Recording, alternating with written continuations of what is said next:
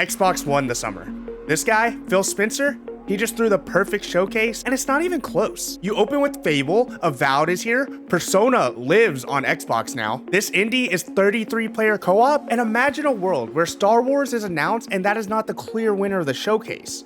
It started strong, and it finished even better. Let's talk about how Xbox did so amazing in every game we saw. And yes, that does include Starfield, a game that Xbox can throw as their game of the year.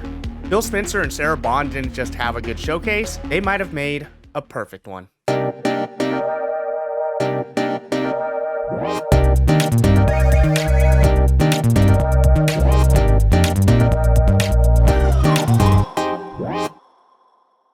Start off, we gotta talk about the big announcements. You're gonna be able to walk away with this with plenty of talking points and things to tell your friends. Rumors were Fable and Avowed were finally gonna make their appearance. And they did, opening up with Fable. It was undoubtedly Fable with the British humor and the charm, and we haven't seen Fable in forever since its original announcement day, and people ask for it every single showcase, so there are people that are still into it. Actual feedback though of the trailer is mixed. We didn't learn anything quite new with Fable, maybe some more themes, and we got some good acting work, but Xbox wants us to know they hear us and they're working on it, and it's coming sometime soon, and it's time to get ready. No release date yet, but I think that's not a problem, and I'll get to that later. And we finally got a look at Avowed, Obsidian's take on basically a Skyrim-like game. It's a vast fantasy RPG world with play how you want. We've been asking and looking for this ever since its reveal in 2020, and Obsidian hasn't done an RPG since 2018 with The Outer Worlds. But they're coming back into the game, and they're coming back strong. Obsidian's takes on these open worlds looks to be a back to form, and this is going to give us the Skyrim bug that we would all miss. Granted, there's 19 versions, so if you really wanted to, you already have it, but maybe this is your solution. Graphically, sure, you can see the differences, but we don't play Obsidian RPGs for the graphics. But we play Obsidian RPGs for the 1,000 cool side quests and world building. That's not going to come to us till 2024, but once again, I think I know what they're doing with these release dates. Before that, though, let's talk about Star Wars made an appearance with Ubisoft. We didn't get as much detail, and they're going to do it at Ubisoft Forward, but Star Wars Outlaws is going to be the first true Star Wars open world game, as opposed to Jedi's Metroidvania style. But I mean, what about Lego Star Wars? We seem to get peeks of what's Galaxy's Edge, what's the same iconic bar looking scene in every Star Wars. We'll be taking the role of Kay Vess, who they're calling a scoundrel fighting your way through crime syndicates. It's taking place apparently between Empire Strikes Back and Return of the Jedi, which how this will compare to the Jedi games will be seen. How about we just get happy we're about to have two great Star Wars franchises next year in 2024. Out of these big announcements, you gotta compliment what Xbox is intentionally doing with their release dates and their announcement dates. Last year, they really tried to plant the flag on everything is coming in 12 months, especially with Starfield and Hollow Knight Silksong. I miss it every day. They didn't want to overpromise, and not many hard dates were given, so you know when they did, it was gonna be a big deal. But to leave bigger windows for these games, not too many hard set dates, lets you know they're being a lot more calculated. Like in the case of Payday 3, which is coming September 21st. We only got a slight tease earlier this year, but first to make an appearance with Xbox and give it what looks like be the Payday fun you've been craving is a big deal, especially when they drop an actual release date. It shows the confidence of the Xbox team and the Payday team. That's how it should be done. If it has a date, it's because it's close. If it doesn't, it's cool to take your time. We don't want Starfield to become the next Cyberpunk, which Cyberpunk is back. Okay, if you haven't been keeping up, Cyberpunk is good now. And I mean good for all of us. You can play the game pretty well. Okay, and first I gotta figure something out. Was this Keanu like AI generated? He just sounded a little off. I'm not talking Johnny Silverhand, I'm talking about actual Keanu Reeves. This new adventure reunites Johnny and V on a dangerous spy mission and introduces Idris Elba as secret agent Solomon Reed. Maybe it was intentional, which would be genius. Phantom Liberty is coming with new storylines and apparently even a whole new ending. It's more cyberpunk, and we could see the second resurgence of the game similar to when Edge Runners dropped. Dropping last-gen support as well could see Cyberpunk start pushing it to the higher limits, and for the fans, this was a fun nod, and it's coming pretty soon. Overall, I think AAA was having a good moment and coming back to Xbox and showing off the platform. I was having a good time. Almost too good a time, really. Coming off the PlayStation Showcase and Summer Game Fest, which had great openings, I was getting worried, oh, I think I've seen this trap before. I was feeling way too excited and optimistic, but to tell you the truth, I never really lost this feeling of excitement.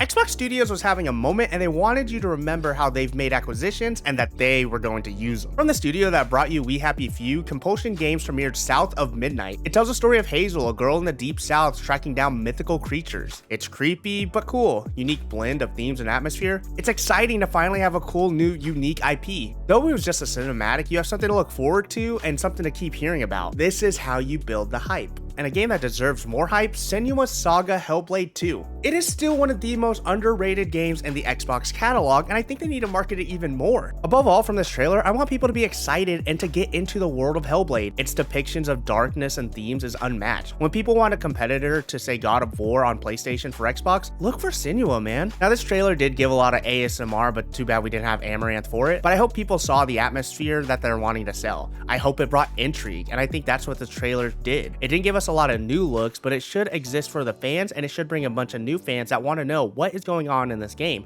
Why do people like it? Why does it look so good? It's still a ways off, but that's okay. Maybe people are going to play the first one in the meantime. That's not the only game getting updates. There's also kind of the ones that you always expect from Xbox. Forza is Forza, and it's still pretty, and it's still Forza, and it's coming October the 10th. What has been said once about Forza still stands from any other time. Elder Scrolls Online Necrom is June 20th to remind you that ESO is alive. Look, ESO isn't bad, y'all.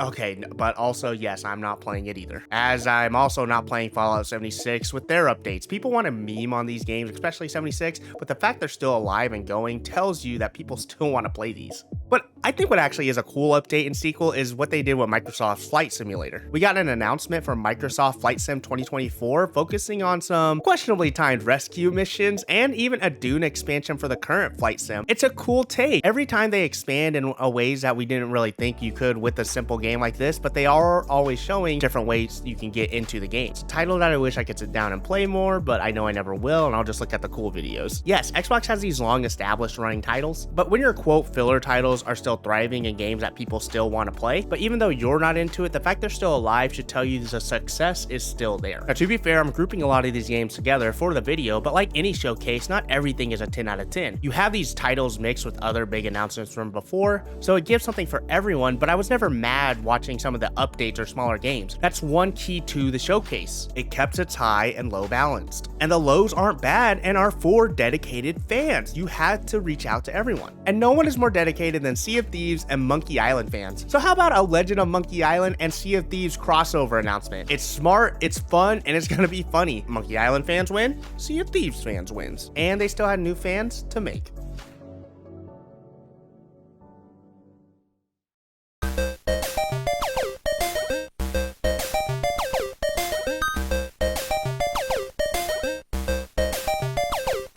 What's cool is that indies or just new games still have their place here. Even with their creative partners, Xbox still had winners. 33 Immortals has 33 player co-op. Thunder Lotus, the makers of Spiritfarer, is bringing us the next big multiplayer game for people that don't hate their 25-man raid in WoW yet and wishes all 33 people in their Discord could play a game together. Spiritfarer felt unique and touching, and I think they'll hit those notes again coming next year, so you have plenty of time to get more friends to play this game. It's a bunch of action. There's a lot happening on the screen, I would imagine, with 33 players, and it's something that we haven't experienced before with this kind of game. Yeah, there's battle royales, there was mag, but this is going to be more of an action game, and I'm excited to see where this goes. Kunitsugami, Path of the Goddess. This Onimusha looking cyber ninja game definitely stands out as it's not like anything else in the showcase. And it's fun to see Asian inspired games not try to be too Souls-like we've seen the trend recently and back to more action RPG roots. Oddly enough, I feel like this is the one that stands out the least and will be the most forgettable, but maybe it's just because the trailer was so confusing I felt like I was on drugs. Not everything's a winner, but sometimes even the weird games are ones that make you go, I'd like to see more of that, I'm confused, and I don't think that's a bad thing. Hey, do y'all remember how Yakuza and Like a Dragon made an appearance in the last couple showcases? Well, they're back with Xbox with booty cheeks. They're disrespectful. They just booty cheeks. This is Like a Dragon Infinite Wealth. There's not much to see except the booty cheeks, but more Yakuza is not a bad thing. Still premiered a new game and something to build intrigue. They're doing a good job pacing and just letting the different announcements come as they come. And they kept world premiering stuff. Jasant might be my sleeper for favorite premiere. It's a rock climbing game coming this fall. How did no one think of that? Okay, maybe it's Death Stranding with rock climbing, but this looks atmospheric atmospheric. It could low-key have a narrative to make me cry. I want to know more. I want more of the art style. I want to see, is it more of a puzzle game? What is this world that they're building? It's a game that you'll be thanking Game Pass for because you want to try it out and you're so interested. They're bringing us such cool and unique games. And then we have Still Wakes the Deep, a scary oil rig game,